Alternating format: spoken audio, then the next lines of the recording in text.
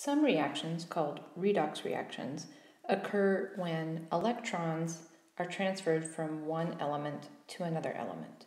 And so in a redox reaction, there is an element that is reduced, and that means it has gained electrons. Its oxidation state, or its charge, has decreased. And that's why it's reduced, because the charge has decreased. There's an element that is oxidized, and that means that it has donated electrons. So it's lost electrons, and that means its charge has increased because it's lost negative charges and it becomes more positive. This suggests that the charge on the elements in a compound, or the oxidation state of the elements in a compound, is important in trying to understand redox reactions. So let's look at how we can assign a charge or an oxidation state to each element in a compound. We're going to do a couple of examples here that will bring out the rules that we're going to use to assign oxidation states. So let's start with two iron compounds. Let's look at Fe2O3 and FeCl2.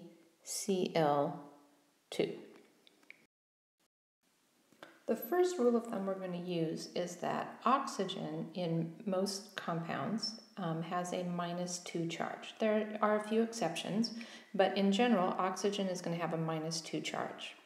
So the oxygens in this compound have a -2 charge.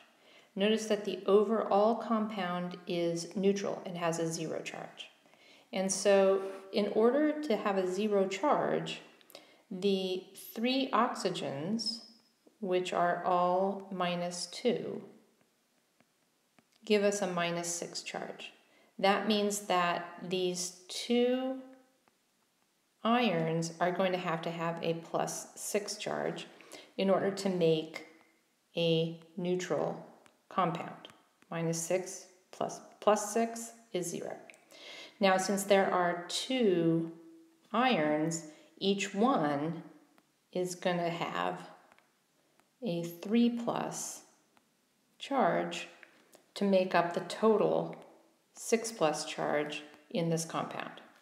So if we start with the oxygens, if the compound contains oxygen, and assign oxygen to -2, then we can figure out what the other element has, what charge the other element has. The next rule of thumb we're going to use is that group 17, or halogens, are typically -1. That's their sort of common charge that they usually take on. And so in ionic compounds like this FeCl2, we're going to expect the chlorine to have a -2 charge. So if each chlorine has a, -1 charge, has a -1 charge, then that's a total of -2. That means that this iron, because this entire compound is neutral, that means that this iron must have a +2 charge. So it is iron 2+.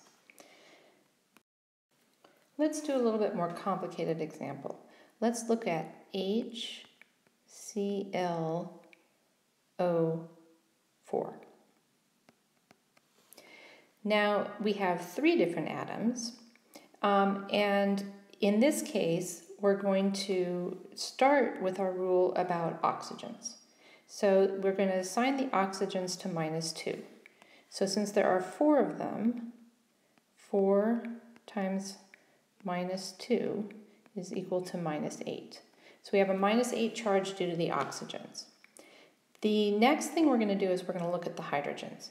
And in covalent compounds, hydrogens have a +1. This is a covalent compound, so we would assign a +1 to the hydrogen. Now again, this entire compound is neutral, and so all of my charges have to add up to 0. So right now, I have -8 plus 1, I have a -7. which means that my chlorine has to be plus 7. Now notice that that violates this group 17 equals minus 1 rule, and that is why I said usually.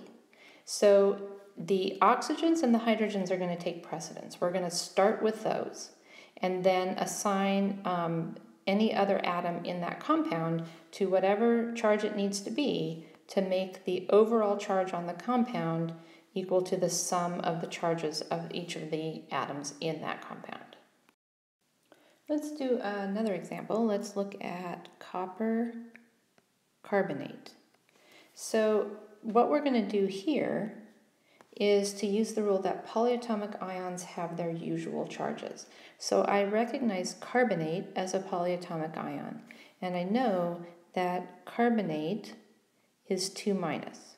And now again, since this entire compound is neutral, that means that the copper must have a 2 plus charge. Now I can further break down the carbonate and decide what charge the carbon has and what charge the oxygens have, because I know that oxygen is going to be minus 2. So the oxygens contribute a minus 6 overall charge to my carbonate. The total charge is minus 2. That means that the carbon only needs to have a plus 4 charge, because if I add plus 4 and minus 6, I get minus 2, which is equal to the overall charge on my ion. So finally, in copper carbonate, we know that the copper is plus 2, the carbon is plus 4, and each oxygen is minus 2. The last rule is that elements, so iron, nitrogen, oxygen, hydrogen, Cl2, any compound that is made up of only one type of atom is called an element, and those all have 0 oxidation states. So this is iron 0, this is each nitrogen has a 0 charge, each oxygen has a 0 charge, each hydrogen has a 0 charge, and each chlorine has a 0 charge. Now it's your turn to determine the oxidation state of each element in sodium bicarbonate.